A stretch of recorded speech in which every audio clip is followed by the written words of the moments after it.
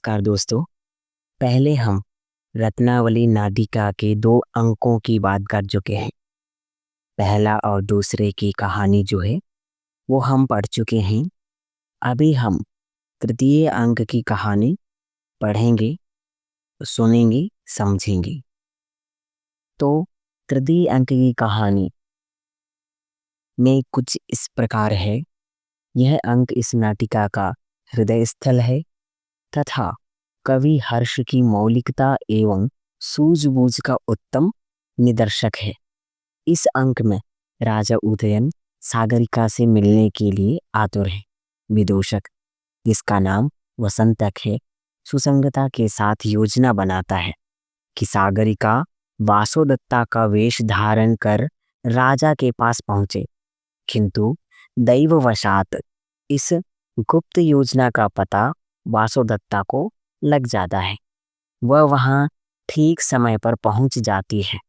राजा उसे सागरिका समझ बैठता है। वासोदत्ता के प्रकट हो जाने पर राजा उससे क्षमा याचना करता है। वह कुपित होकर राजा को खरी खोटी सुनाती हुई वहां से चली जाती है। यहाँ असली वासोदत्ता के आ जाने से सारी योजना विफल हो जाती है। असली और नकली का भेद बड़ी ही हास्यजनक स्थिति पैदा करता है। यहाँ वेश परिवर्तन से उत्पन्न भ्रांति के कारण होने वाला घटना सांकर्य बहुत ही सुंदर बन पड़ा है। यह घटना शेक्सपियर की कॉमेडी ऑफ एरर्स नामक नाटक का स्मरण कराती है।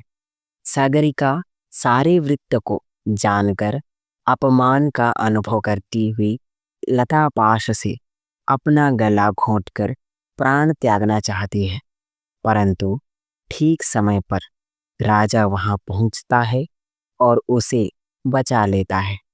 इसी अवसर पर वासुदत्ता भी वहां पहुंचती है। वह सागरिका और विदूषक को पकड़कर ले जाती है। तो यहाँ तक ये तृतीय अंक की कहानी है। इसमें ज़्यादा कुछ नहीं है। इसमें क्या है कि जो विदूषक है वसंतक, वो सागरिका को उदयन से मिलाना चाहता है। तो इसलिए सागरिका को वासुदत्ता के वेश में उसको वहां पर ले जाने की कोशिश करता है, परंतु राजा को पता था कि सागरिका वासुदत्ता के भेष में आएगी, परंतु वो ना जा करके पहले वासुदत्ता उदयन के पास पहुंच जाती है और वो सागरिका समझ बैठता है। और सागरिका समझने से अब सागरिका समझ बैठा है तो सागरिका के साथ में कैसा शुरू में व्यवहार करना है वैसा करेगा। तो वासुदत्ता उनकी पत्नी है तो उनसे व्यवहार करेगा अलग, सागरिका से करेगा अलग। तो इसलिए वो कुपित हो जाती है, गुस्सा होकर के उसको खरी खोटी सुना करके वहां से चली जाती है। कौन? वासुदत्ता। बाद में आती है सागरिका। तो सागरिका जब आती है तो उसको वो वासुदत्ता के वेश में होती है, तो उसको वासुदत्ता ही समझ लेता है दोबारा। तो वो बेचारी फिर गुस्सा हो जाती है कि मेरे को वासुदत्ता समझ के और मेरे से कैसे रिएक्ट कर रहा है। तो वो सागरिका जो है वो भी जा करके एक लता पाश में वो बोलती है मैं अब अपने प्राण त्याग दूंगी। तो उसको बचाने जाता है कौन? उदयन।